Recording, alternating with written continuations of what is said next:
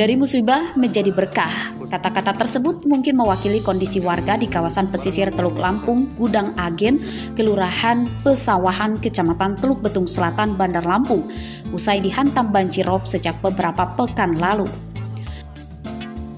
Banjirop turut membawa kerang atau bekicot laut ke kawasan pemukiman warga. Maka beberapa hari belakangan ini warga disibukkan dengan mengumpulkan bekicot dan memisahkannya dari cangkang untuk dijual kembali.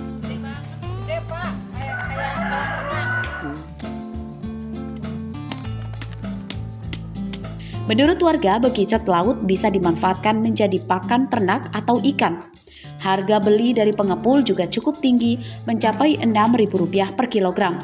Setiap hari warga bisa mengumpulkan hingga 20 kg dan bisa membantu ekonomi keluarga. Bekicot laut? Iya. Emang sengaja banyak ini? Banyak. Kemarin udah rame dengan ini banyak. Ya, udah seminggu ini. Oh, jadi ini hasil banjirop? Iya. Banjirop? Banjirop tuh kalau airnya gede, paginya air keluar keong semua, udah kering tuh. Baru pungutin. Oh, kita pungutin? Iya. Nanti udah dipungutin terus diolah? Ini diolah, nanti dijual. Kilonya Rp6.000. Belancangnya untuk apa teh? Katanya untuk makan bebek. Oh, dijual nantinya ini? Iya. Oh, ini dapat dari mana kayak? Nyari di laut. Di laut? Iya. Oh, berarti banjirop itu justru ramai banyak ya? Ya kalau surut aja kita nyarinya. Oh, habis banjir? Iya, habis banjir surut kan nyari di bawah-bawah situ. Kalau banjir mah nggak adaan. Oh, berarti beres banjir ya? Iya. Meski demikian, warga tetap was-was terjadi banjirop susulan.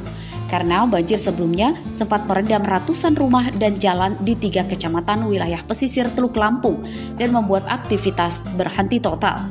Arsadi Saputra melaporkan dari Bandar Lampung.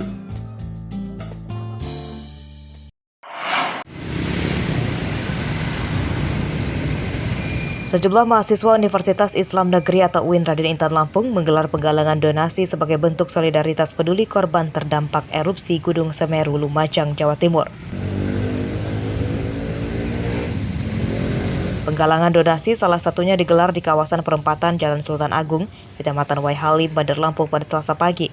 Pengendara mobil atau motor yang melintas diminta keikhlasannya memberikan bantuan untuk meringankan beban warga yang mengungsi.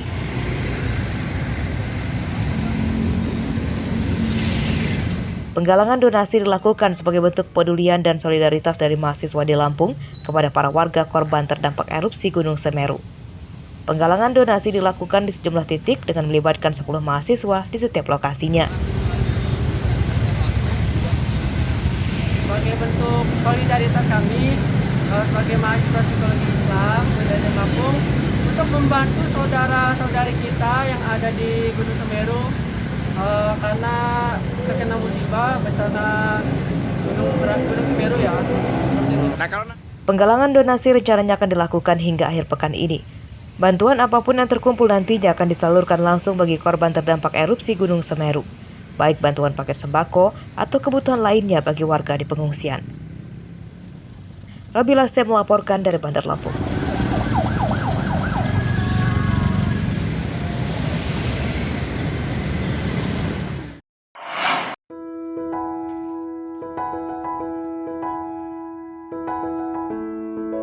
Tidak ada kata mengeluh meski di tengah masa pandemi.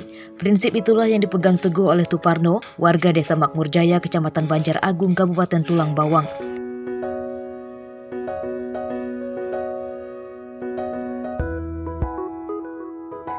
Bermodal kreativitas secara otodidak, ia memanfaatkan ban mobil bekas menjadi pot bunga. Bahan-bahan ban bekas ia dapatkan dari sebuah bengkel di sekitar rumahnya. Berkat kedekatannya, ia bisa membeli ban bekas tersebut dengan harga cukup murah.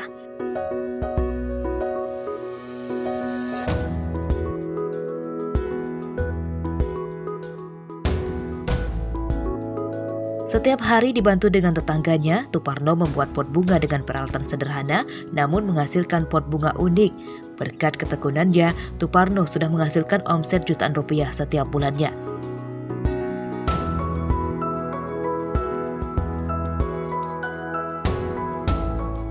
Untuk membuat satu buah pot bunga dibutuhkan waktu 1 hingga 2 hari.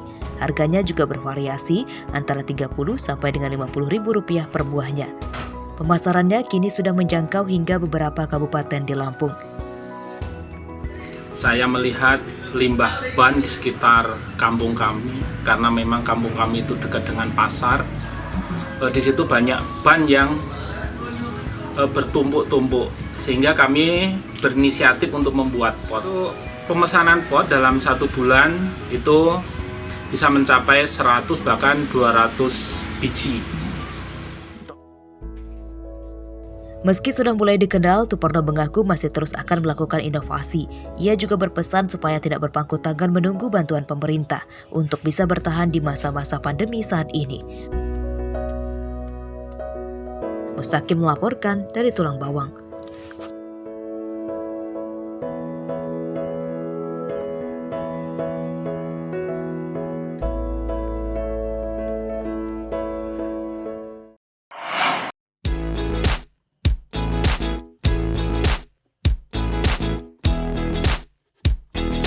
Keterampilan mengukir tak hanya dimonopoli pria, kaum hawa pun cakap.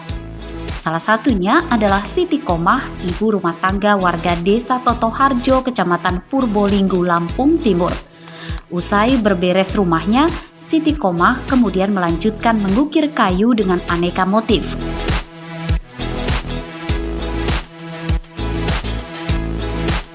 Untuk mendukung kerjanya, Siti Komah memiliki ruang kerja sendiri di samping rumah. Selain membutuhkan keterampilan, mengukir kayu juga haruslah membutuhkan ketelatenan tingkat tinggi.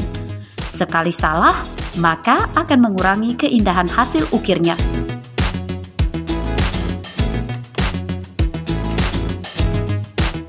Siti Komah mengaku biasa mendapat pesanan ukiran untuk sandaran kursi, dipan, atau ranjang dan pintu.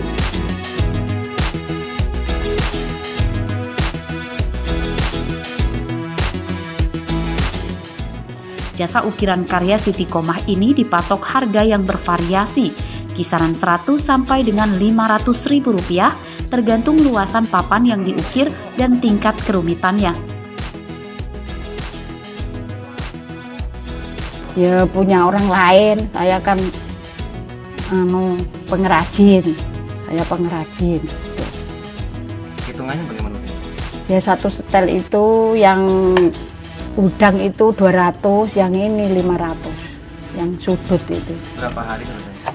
Ini 3 hari, udang itu 1 hari. Ya harapan ya cari nafkah tua buat anak sekolah. Siti Komah mengaku sudah menekuni jadi pengrajin ukir kayu ini sejak masih gadis atau sekitar sejak 36 tahun lalu. Ukiran yang banyak dipesan adalah bergambarkan matahari, bunga, dan hewan. Sebagian pesanan paling banyak dari pengusaha mebel. Mustaqim melaporkan dari Lampung Timur.